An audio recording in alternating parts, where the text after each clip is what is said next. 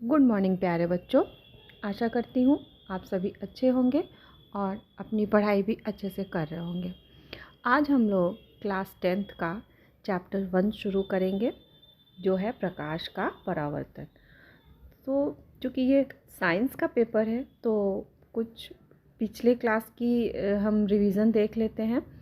तो विज्ञान में हमें सबसे पहले ये जानना होगा कि विज्ञान क्या है, विज्ञान किसे कहते हैं। अगर कोई आपसे पूछे कि विज्ञान पढ़ते हो और विज्ञान क्या होता है ये बताओ, तो विज्ञान क्या है, तो इसका आंसर हम लिखेंगे कि सावधानी पूर्वक एवं क्रमबद्ध तरीके से किए गए प्रयोग एवं परीक्षण से जो ज्ञान मिलता है उसे ही हम विज्ञान कहते हैं।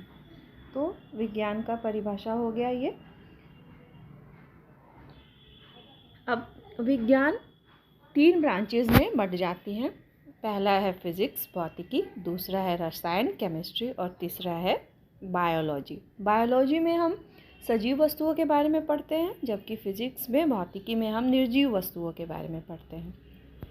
तो विज्ञान की वह शाखा जिसके अंतर्गत हम निर्जीव वस्तुओं के बारे में पढ़ते हैं या जिससे हम प्रकृति में होने वाली घटनाओं के बारे में पढ़ते हैं, उसे ही हम भौतिकी कहते हैं। जैसे कि बादल का बनना, चंद्र ग्रहण, सूर्य ग्रहण, विद्युत धारा इत्यादि, ये बहुत सारी चीज़ें हैं जो हम भौतिकी में पढ़ते हैं। प्रकाश का सबसे बड़ा स्रोत सूर्य है और प्रकाश एक विद्युत चुंबकीय तरंग होती है।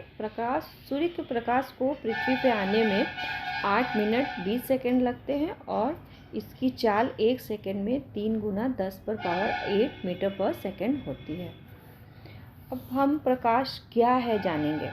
तो प्रकाश वह कारक है जिसकी सहायता से हम वस्तुओं को देखते हैं। वस्तुओं को देखने के लिए आँख के अलावा हमें प्रकाश की आवश्यकता होती है। बिना प्रकाश के अंधेरे में तो हम कुछ भी नहीं देख सकते हैं।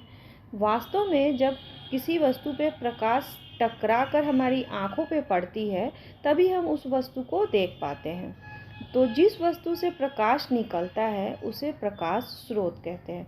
प्रकाश स्रोत मानव निर्मित भी होते हैं और प्राकृतिक भी होते हैं। मानव निर्मित प्रकाश स्रोत बिजली का बल्ब, दिया, मोमबत्ती है और प्राकृतिक स्रोत सूर्य, तारे इत्यादि होते हैं। प्रकाश की किरणें एक सरल रेखा पर चलती हैं।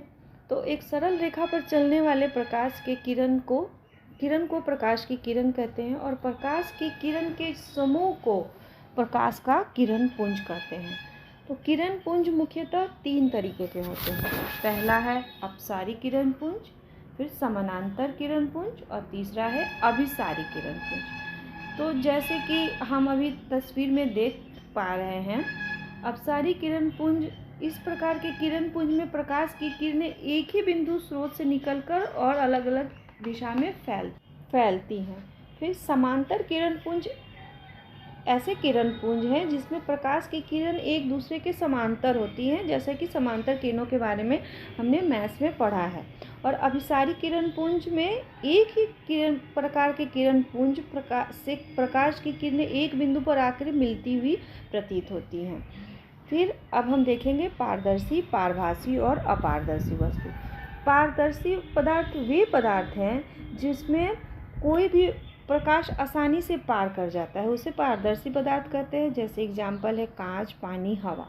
पारभासी वे पदार्थ हैं जो अपने ऊपर पड़ने वाले प्रकाश के छोटे से ही भाग को अपने से जाने देते हैं, वे पारभासी पदार्थ कहलाते हैं। जैसे कि दूध, धुआं हुआ, कांच इत्यादि। और अपारदर्शी पदार्थ वे पदार्थ हैं जो अपने से होकर प्रकाश को बिल्कुल भी पार नहीं होने देते, उन्हें अपारदर्शी पदार्थ कहते हैं। इसके एग्जाम्पल हो जाएंगे लकड़ी, लोहा, पत्थर इत्यादि। हम अगले वीडियो में प्रकाश के परावर्तन के बारे में पढ़ेंगे। आज के लिए बस इतना ही। That's all for now. Thank you.